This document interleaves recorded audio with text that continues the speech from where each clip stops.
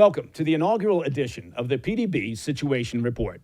I'm Mike Baker, your eyes and ears on the world stage. Now, for those of you listening to the podcast, a quick note that this program is also available on video, on the First TV and on our YouTube channel at President's Daily Brief. Now, let's get briefed. We'll kick things off today with the latest news out of Moscow, followed by some analysis with George Barros from the Institute for the Study of War. Later on, we'll be joined by David Adesnik of the Foundation for the Defense of Democracies to discuss the most recent news from the war between Israel and Hamas. You may have heard about that. But first, today's spotlight. Vladimir Putin has officially commenced his fifth term as president of Russia, but who's counting? With his presidency in recent years, of course, being overwhelmingly defined by the ongoing war in Ukraine. Now, recently, Russia has launched a new offensive in northeastern Ukraine. And today, I want to highlight some recent indications that Putin is committed to a prolonged conflict. Firstly, there's been a significant reshuffling of his cabinet. Shortly after Putin's swearing in, the Kremlin announced that he would be replacing his longtime ally, Defense Minister Sergei Shoigu, who served in that role for over 11 and a half years. Putin isn't a leader who's known for making dramatic changes in his inner circle. He likes to keep himself surrounded by loyalists, and he and Shoigu were even known to vacation together. Well, that's romantic. Now, the former defense minister isn't going far. He'll remain in Putin's administration as the secretary of Russia's Security Council, and that's roughly analogous to the U.S. National Security Council, which advises the president on national security and foreign policy issues. Nevertheless, many view the new position as a demotion, indicating that Shoigu may have lost Putin's confidence over the course of the war and that he plans on taking things in a new direction. The man tapped to replace Shoigu, this is interesting, as defense minister, is a civilian economist named Andrei Belousov. Now, just like Shoigu, Belousov has no prior military experience. Before being chosen for his new role, he actually served as Russia's first deputy prime minister. And you might be wondering, why would Putin appoint an economist as defense minister? Well, it's a good question. At first glance, it seems like an unconventional choice. But considering the current state of the war in Ukraine, it may well make sense.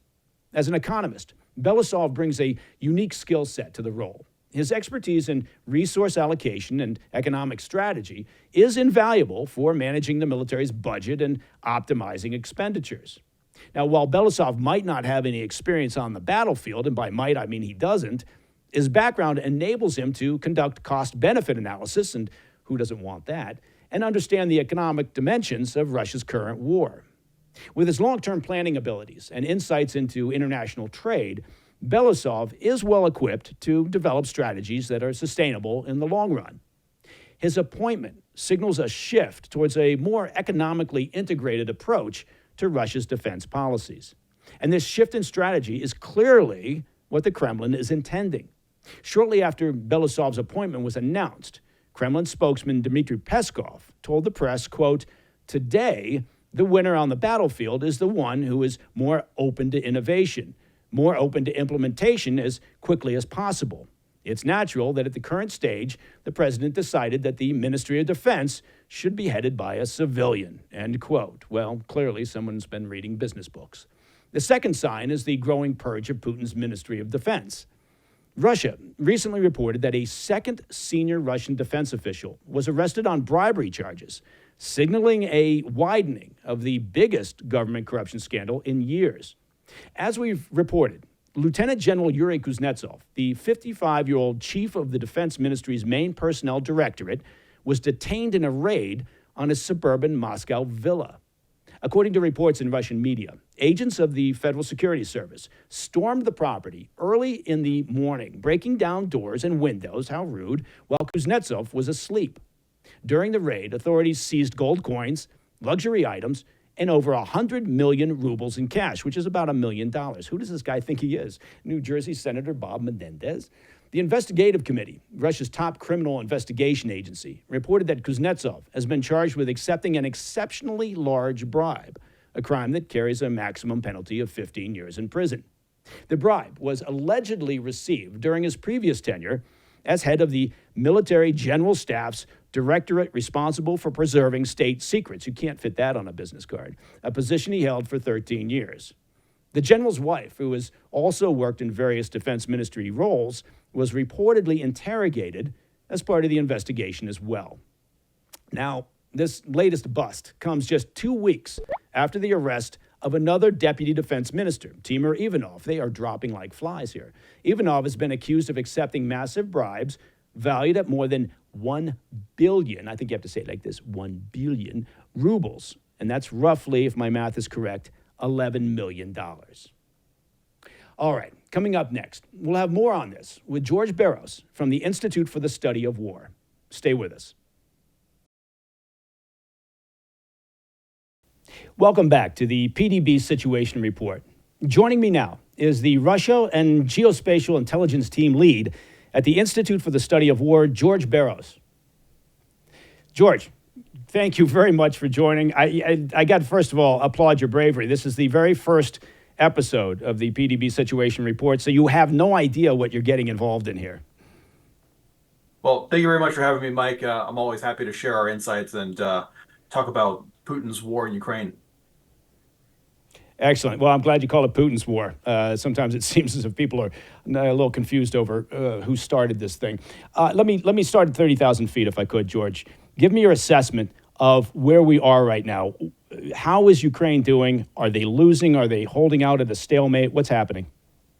Sure. Right now, the situation for the Ukrainians is pretty dire. They're not in a good place. That's because the Russians right now, they have the initiative, the strategic initiative across the entire theater. Ever since fall of 2023, after the Ukrainians unfortunately did not achieve their objectives with their summer counteroffensive, the Russians, they took charge of what's going on. They now are able to conduct offensives wherever they want along the 600-mile-long front line. And what we're seeing now is the Russians have, after the course of the last 6 months of waging a really slow, grinding war in eastern Ukraine, they've now opened a new front as of just 6 days ago in the northeast in Kharkiv. What we think the Russians are trying to do with this new front is fix Ukrainian forces. That is, get them to pivot away from the east towards the north in order to thin out Ukrainians and facilitate some potential opportunities for a new Russian breakthrough. Okay, talk to me about that a little bit, about the manpower issue and who's got the advantage there and how difficult this is for Ukraine. Sure. So right now, the Russians, they've always maintained a material and manpower advantage of a significant magnitude over the Ukrainians. Russia's a substantially larger country. They have a much larger Soviet inheritance of different equipment. But we still think the Ukrainians can fundamentally win. The Ukrainians have challenges that they have to deal with. They have much fewer munitions that they can have, that they need to pull in from the West to be able to overcome these numerically superior Russians. But the Ukrainians are taking necessary steps. They just passed a mobilization law, which lowers the mobilization age, which comes into effect this Saturday, which will help the Ukrainians recruit more military-age fighting men to offset the shortage. And of course, with the U.S. Congress having passed the supplemental spending bill, U.S. aid and munitions are being rushed to the front line now. I will say it's going to be quite a while until the front line stabilizes, because it's going to take a while for that aid to actually reach the front at scale. George, I want to rewind just a bit there, go back to something you said at the beginning of that last answer, which is that we still think, or there are those who think that the Ukrainians can still win. How do you define a win in this conflict? Sure. I define a win as the Russians actually leaving all of Ukraine and Ukraine's territorial integrity being restored back to its pre-2014 borders. I don't think it's going to happen very fast. I think we're actually in the middle of what's going to be a long and protracted serious war. The Russians are certainly setting conditions to wage a long-term war, and really there's no way that we can have an off-ramp until Putin understands that the map can get worse for him. Otherwise, he's only got the incentive to keep conquering more. And Putin keeps articulating that he's not just interested in eastern Ukraine. He wants all of Ukraine. He just back in October said that Kiev is a Russian city, that Odessa is a Russian city. So, Putin just sacked his longtime defense minister, Sergei Shoigu, of 12 years and put in a brand new man, Mr. Belousov, who's got a very strong reputation as a strong technocrat. He's an economist. And around that change, there have been several senior deputy defense ministers who have been arrested for graft and corruption and bribery. So what we're having now is some really serious audits at the Russian Ministry of Defense to really fine tune that organ to be able to get the material to the front lines at scale for a long scale, protracted, long war. So when I say the Ukrainians can win, we're talking about a long-term strategic vision. When we look at the Western and also Asian, with the South Koreans and the Japanese coalition that's supporting Ukraine, our GDP trumps the Russians. It's like 30-1. What the North Koreans and the Iranians bring to Russia, it doesn't really benefit a whole lot. And China's been reluctant to fully come on in and support Russia at the full scale. And I think they'll likely remain to sit so on the sidelines. So really, so long as the West is committed to supporting the Ukrainians, so long as Ukrainian men have the willingness to fight for their country, there's a path for victory. So in talking about that and talking about the Russians leaving all of Ukrainian territory, you're also talking about Crimea. Do you see that as the likelihood of this scenario where at the end of the day you've got a complete victory, essentially what President Zelensky had talked about in the early days of this conflict, where they get everything back? You do actually see that as a potential scenario here for an ending. That is my definition for what Ukrainian victory would entail. I do hope that the Ukrainians can actually get to that with time and resourcing and skillful campaign design. I think if we're going to talk about the bare minimum requirements to get to a better end state, the Ukrainians at a minimum must liberate southern Ukraine, the territory that the Russians currently occupy in Zaporizhia and Kherson oblasts. Because if the Russians manage to maintain that, then they have a giant lodgment within continental Ukraine that they can use at a future time, even if there is an armistice, even if there is some sort of deal to just project across the main Dnipro River and be able to seize much more of Ukraine. The reason why the front line in Ukraine looks like what it does now is because the Russians weren't able to cross the river. But if they manage to keep what they have in the south, they'll be able to springboard right across that river whenever Putin decides to restart this operation in the future. Could be in a decade. I like to remind the listeners that, speaking of Crimea, this war began back in 2014 when the Russians first got Crimea, and they used the peninsula as a lodgment to get what it has now. If they use what they have now for another lodgment a decade from now, they'll probably be able to get a lot more. So at a bare minimum, the Russians have to be pushed back to Crimea. And by the point that we're talking about that sort of end state, really for the termination, it's just a couple more steps of extra planning to finalize the seizure of Crimea. Yeah, no, it's interesting that you bring up the 2014 annexation of Crimea. It created very few ripples in media, and certainly nobody was out in the streets of America waving Ukrainian flags and saying we stand with Ukraine. But I think there are a lot of people that I talk to, and this is the next question that I wanted to throw your way, who basically say, well, why do we care, right? Why, if Putin just wants Ukraine, why does it matter to us? He'll stop when he gets Ukraine. That's what I hear constantly. Right? And so why are we sending money? Why are we worried about this? And what's your answer? Yeah, well, that's the thing. Putin doesn't want to just stop at Ukraine. Putin has demonstrated in a lot of his senior speeches to the Russian people, really the barrier to knowing is speaking Russian and listening to Putin's speeches. He's made it very clear that he has revanchist territorial objectives to reclaim what he calls Russia's lost historical lands. He defines that as all the territories of the former Soviet Union and the territories of the former Russian Empire, which include the Baltic states, our NATO allies, which includes parts of Western Finland. Finland just surged to join NATO for a reason, or pardon me, Eastern Finland, and also parts of Eastern Poland.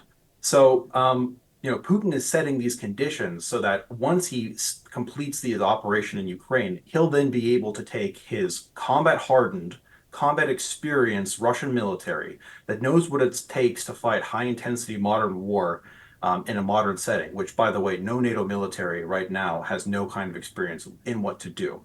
Putin at this point will have completely optimized the logistics of his economy and defense industrial base for full-scale mobilization.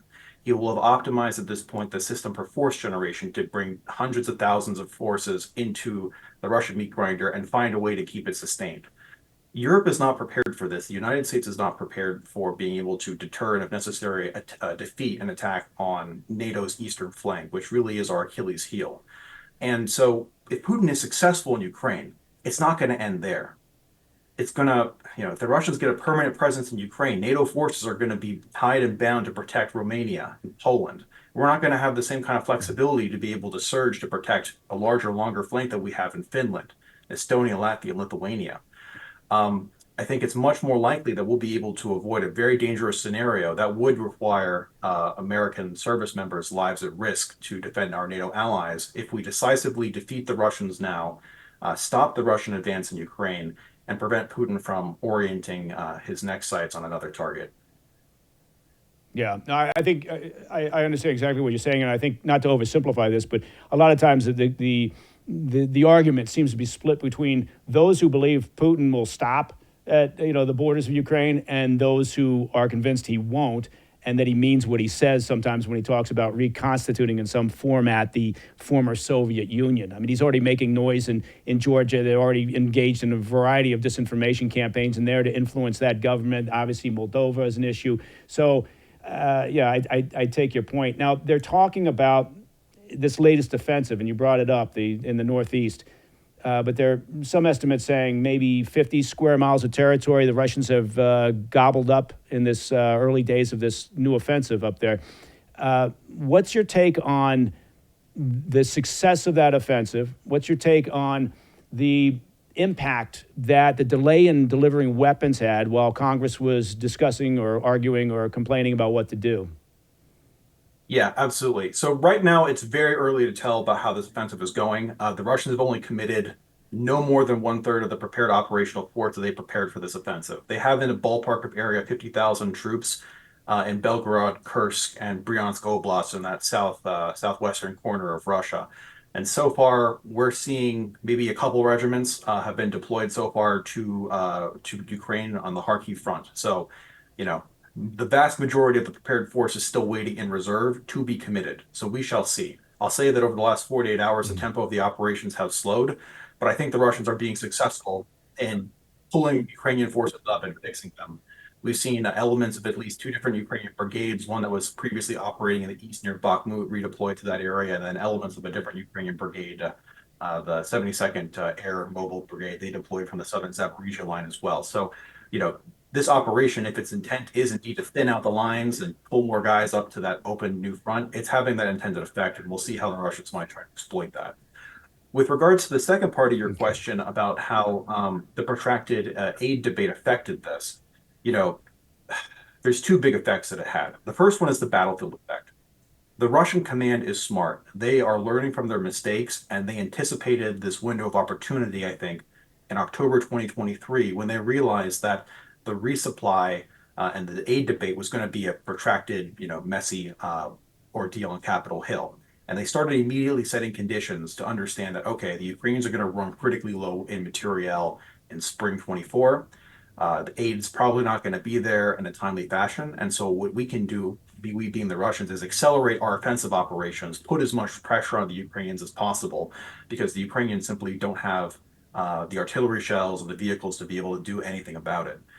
So this offensive that we're seeing now in Kharkiv, it's not like it was a surprise. I don't think Putin decided, a month ago or 2 months ago, we're going to do this. We started seeing the evidence of the redeployment several months ago. We knew that the Russians were gathering a force in Kharkiv and that they had this campaign design. And so it's something that the Russians cooked up and exploited. And now that they're actually reaping the benefits of those seeds they sowed. The other point that I'll add with regards to the protracted aid debate is that it inadvertently had a negative effect on Ukraine's ability to address the manpower problem.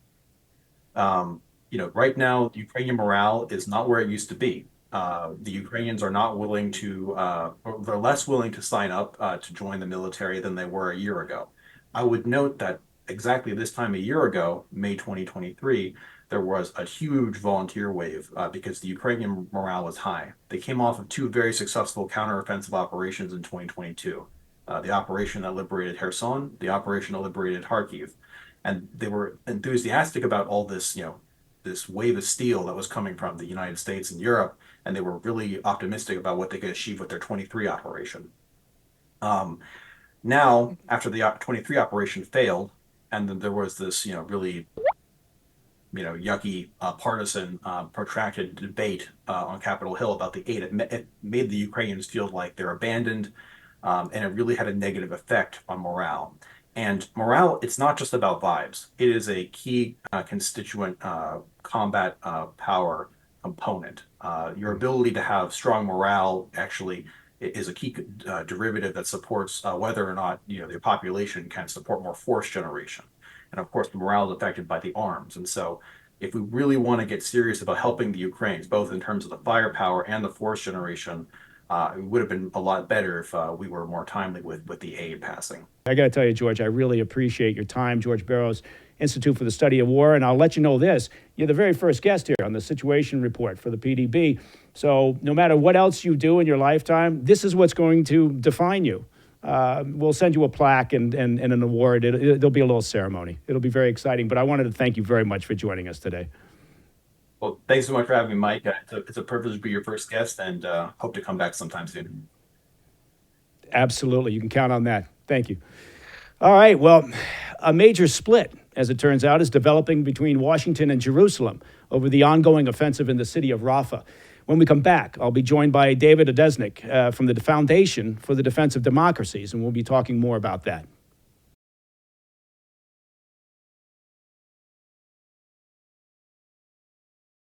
Welcome back to the PDB Situation Report. I want to now shift our focus to the Middle East and take a look at the latest on U.S.-Israeli relations and the debates heating up Israeli politics. Joining me now is David Adesnik. He's a senior fellow and director of research at the Foundation for the Defense of Democracies. David, thank you very much for joining us here on the PDB Situation Report. I appreciate your time. Thank you for having me. Now, there's so much to talk about here. I mean, obviously, this has been a complicated, complex, layered problem since the beginning of time. But if I could get your assessment to begin with of the current state of U.S.-Israeli relations. Well, the thing that probably confuses me the most is that if the U.S. is fully committed to defeating Hamas, which it says it is, why does it seem to be directing most of its verbal fire at the Israelis? There seems to be this dispute over how much or what to do in Rafah, what's appropriate for the day after the war. And, in just going with the basic principle that you have to put pressure on your enemy if you want them to do anything, I guess when I listen to senior administration officials, I'm not clear what pressure they're putting on Hamas. And I know this is speculation, but why do you think that is? Well, I think it's a mix of two things. I mean, there's been a lot of coverage of the electoral pressure that the apparent calculation of the administration is that there's enough Arab American votes in some critical swing states like Michigan to hurt them. I'm not a mind reader. I'm not a partisan politics expert, so it's hard for me to speak to the weight of that. What I see on the other end is the administration really seems to put a lot of faith into the numbers coming out of Hamas-controlled entities in Gaza, alleging that roughly 35,000 Palestinians have been killed in this war. If you looked at the recent report the State Department did on whether Israel is using American weapons responsibly, it actually says in there, we know these are coming from Hamas-controlled sources, but because international organizations, meaning the UN and certain NGOs, believe they're credible, we're also going to treat them as credible. And in my view, that's a major mistake. Yeah, I mean, I have seen recent UN numbers cutting in half the number of fatalities amongst women and children. That received no coverage whatsoever, basically. Right? They just released this and said, oh, well, sorry, we got to revise our numbers downwards by half. And yet nobody really picked up on it because it doesn't seem to fit in with this narrative. I know I'm going to be moving around the place here a little bit, so please keep understand that there's so many different areas here that I want to talk to you about. But when we're talking about the numbers, the fatalities, the numbers, what we've heard a lot from international community, and certainly here in the U.S., even during the campus protests, is the term genocide thrown out. Yes. And used in terms of what Israel is doing in Gaza. Talk to me about that, how you perceive that terminology, what you think is right or wrong about the use of genocide in this case. Yeah. Well, I guess just to begin, I'd say it's outrageous from the outset. Whether you've studied the Holocaust that the Nazis perpetrated against the Jews or genocide in Rwanda in the 1990s, I mean, those were cases where you could see the motivation was simply to kill as many people as possible. They killed hundreds of thousands or 6 million. And we see this in other cases of genocide, Stalin starving 10 million Ukrainians. And it's just, if you look, say, at the U.S. report, on Israel's use of weapons, right? It talks about and affirms things we knew about already, but it's a good reminder. Israel has a complicated process in place for lawyers to actually be part of the targeting process to tell their troops what can and can't be hit. We've seen evidence of where bombs have fallen. It's actually published by critics who say too many bombs are falling near hospitals. And as I made the point, well, what you've seen is they're avoiding hitting the actual hospitals, in contrast to, say, Bashar al-Assad, the Syrian dictator who just bombs the hospitals directly, or what Putin's doing in Ukraine. So just the idea that there is a plan to wipe out the Palestinian people it's insulting to the intelligence, and it should simply be dismissed. Yeah, I mean, typically, I think in the past anyway, genocide is referred to a group, their efforts to remove another group, right? And you've got a case of the IDF here battling to destroy Hamas, right? A terrorist entity, not the Palestinian, people.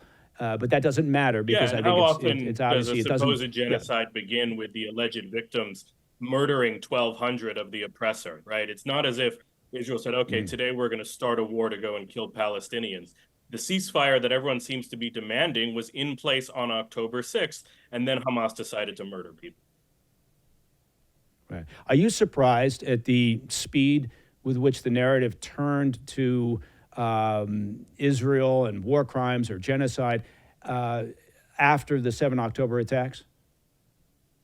Maybe my expectations are too low, but the fact that it even took, 2 months or so is sort of shocking. I mean, there was different parts of the opinion machine moving at different speeds, right? So President Biden came out in full solidarity and stuck that way for a few months. Some of the self-appointed human rights organizations, which do great work in other countries, but treat Israel as a punching bag, by week 2, they were already going against it, and the media probably took a little longer. But, it's hard to know what the benchmark should be. If 1,200 people are murdered when you otherwise have a ceasefire in place, you'd hope there'd be extra sympathy, and maybe we saw some signs of that. Mm-hmm. Yeah, when we look at what the objective was immediately after the attacks, Netanyahu and what would become his war cabinet, they talked about the destruction of Hamas. What does that mean to you when you hear that? And because I think some people listen to that and think, okay, there are no more Hamas fighters, they're done. Other people hear that and think, okay, maybe they're talking about the ability of Hamas to govern. What do you see as a pragmatic approach to this? Well, I think they have to effectively be shut out of the Gaza Strip. I mean, if there's a Hamas in exile, Hamas will always have a place in the various Iranian encampments around the region, whether in Lebanon, Iraq, Syria, etc. The question is, are they going to be in position in the Gaza Strip or potentially in the West Bank, less likely, but in Gaza to mount the same kind of attack they did on October 7th, right? They haven't been ashamed to say in interviews, there's Hamas senior leaders, we want to do this again and again and again until we destroy the state of Israel, right? They don't have a compunction, they don't have shame in that regard. So what has to be done is reverse the Israeli policy of tolerating them, of attempting to coexist with them in the hope that just their ambitions will moderate over time, regardless of what they say. That was tried now for effectively 15 years and failed.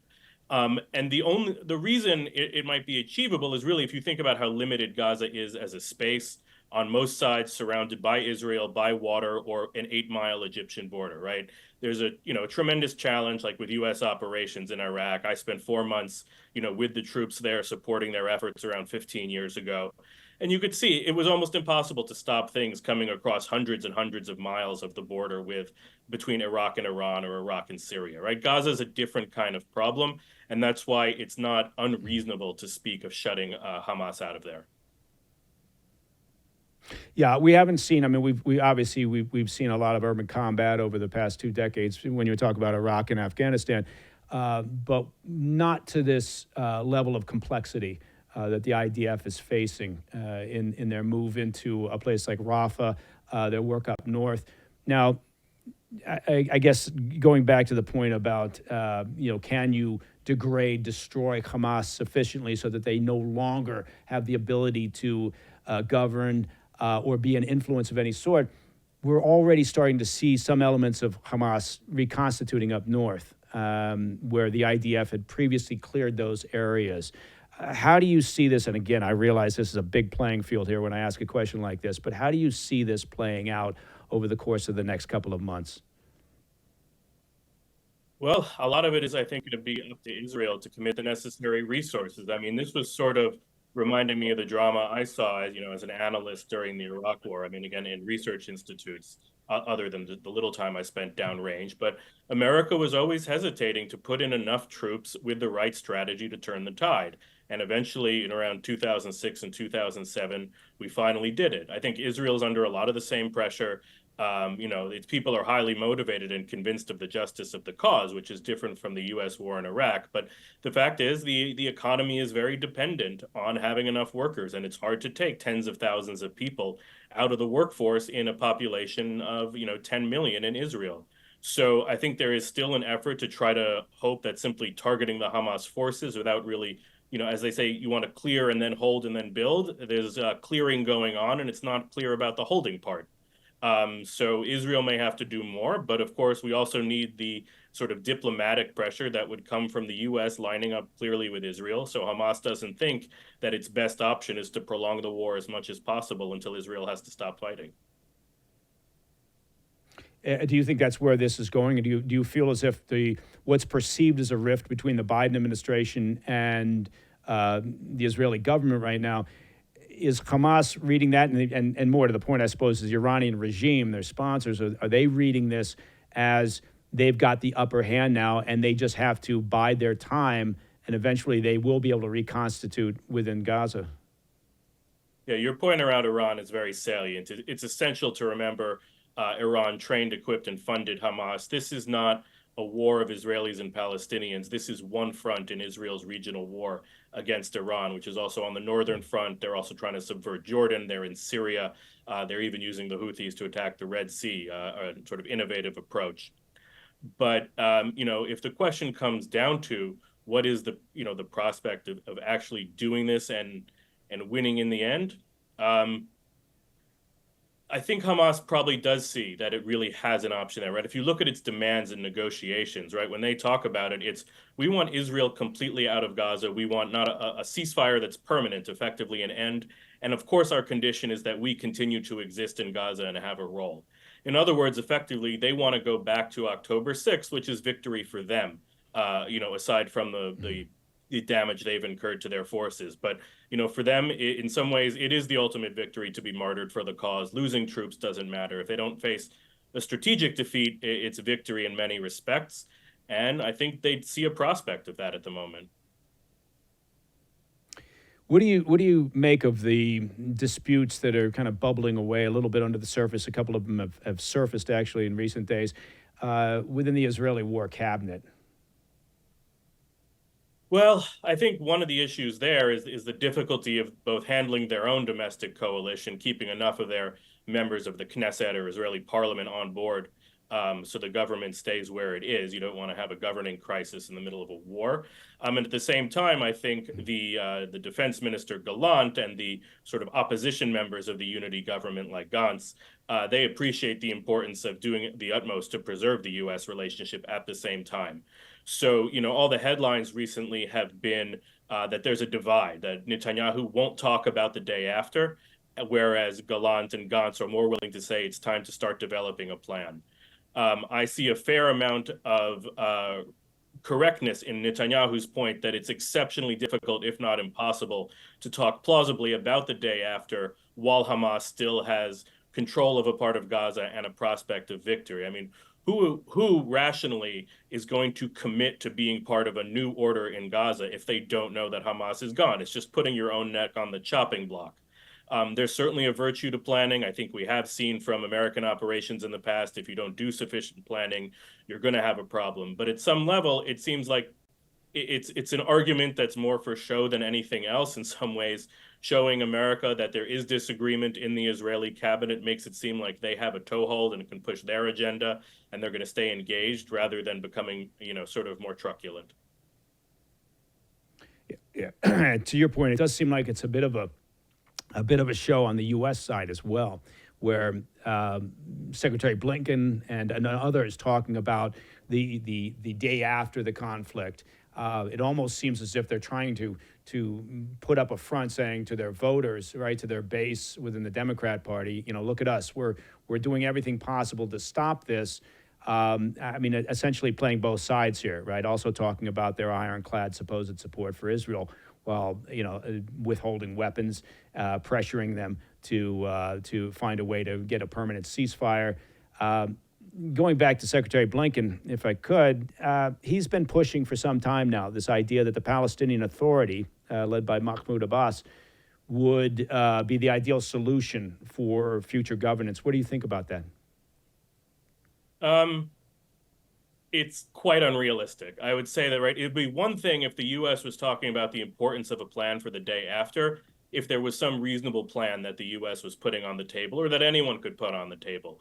But if you look at the basic options that are there, each one has massive drawbacks. So even when they talk about the Palestinian Authority under Abbas, who's in his late 80s, sick and unpopular, as well as corrupt, the question is, what is their capacity to even come in? America talks about a revitalized or a reinvigorated Palestinian Authority. I mean, that's a bit like, talking about a reanimated skeleton, that it doesn't have any muscles, it doesn't have any skin, and you're trying to put it in place to do a job it can't even do in the area it does control, right?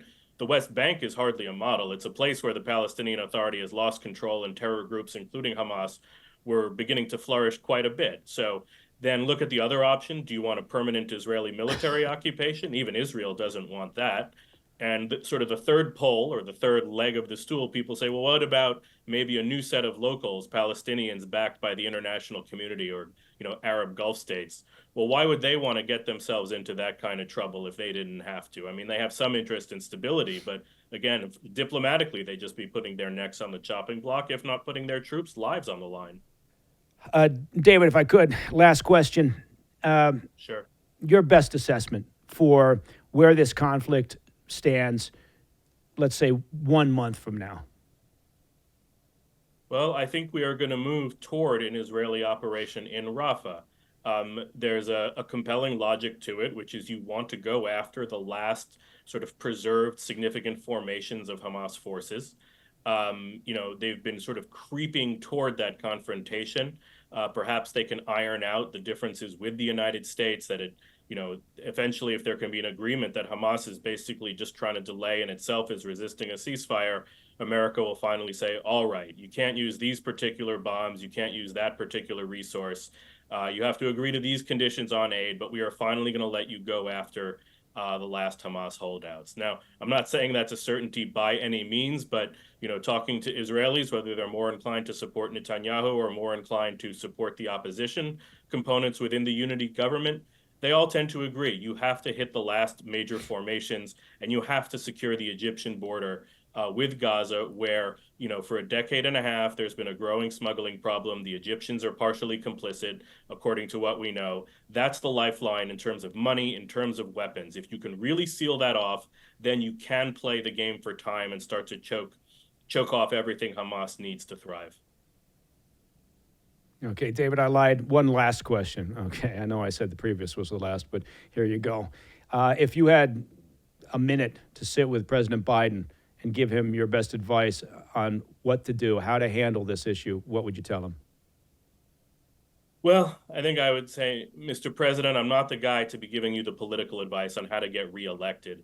But what I can tell you is if you really believe these numbers being put out by Hamas-controlled authorities, check again. You just saw the UN lower the estimate by almost half of the number of women and children who've been killed. If that number was your evidence for why you're putting pressure on Israel instead of directing every bit of pressure you can against Hamas, think again. even if you believe that the Hamas health ministry in Gaza does a good job of some things, they have all sorts of 10,000 unidentified victims, they say the fact that they died is based on, quote, reliable media sources. You've got to have your people checked. Please have this, whether it's the CIA, the Defense Intelligence Agency, go in. Don't just believe the UN is compromised. Its own facilities had a Hamas server farm and command center under it in Gaza. Get Americans on this and listen to their answers. Well, thank you very much. I think it's excellent advice. David Adesnik, Foundation for Defense of Democracies. Listen, I don't think this problem is going to be solved anytime soon, so I suspect that we will be telephoning you again. But thank you for sharing your expertise. I think I can handle that. I'll just need no extra surprise questions at the end. You have to tell me the number and stick to it. Excellent. I promise the next time around. Thank you, David. No problem. Thank you. All right, after the break, I want to bring you a story about the seedy financial underbelly, that's scintillating, of the crisis at the southern border. Stay with us.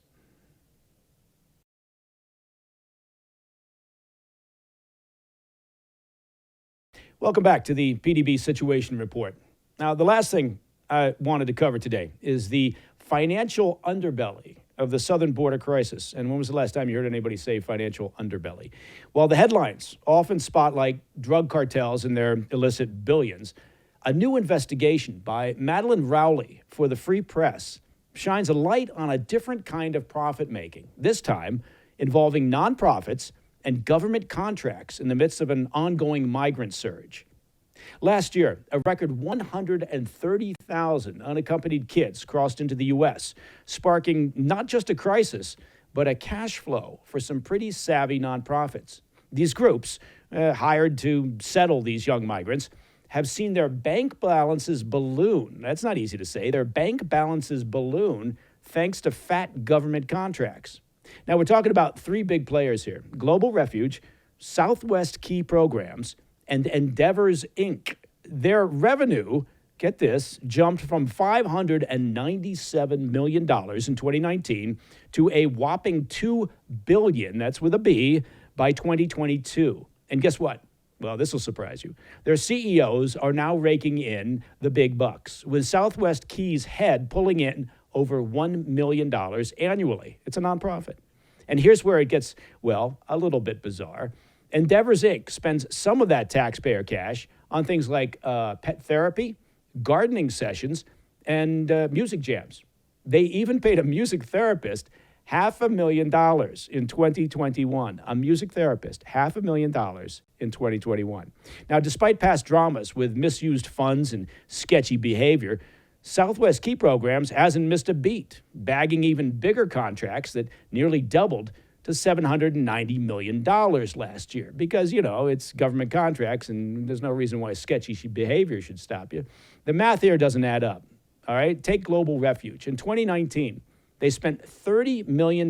Follow me on this. They spent $30 million to house over 2,500 kids. Fast forward to 2022, and they're spending $82.5 million for just 1,443 kids. So more cash for way fewer kids. That's right-sizing your bottom line. All this cash flows from the federal government's Office of Refugee Resettlement, also known as ORR. Their budget, well, it's ballooned from $1.8 billion in 2018 to a giant $6.3 billion in 2023. And next year, well, they're looking to spend even more, around $7.3 billion, mostly funneled to these NGOs.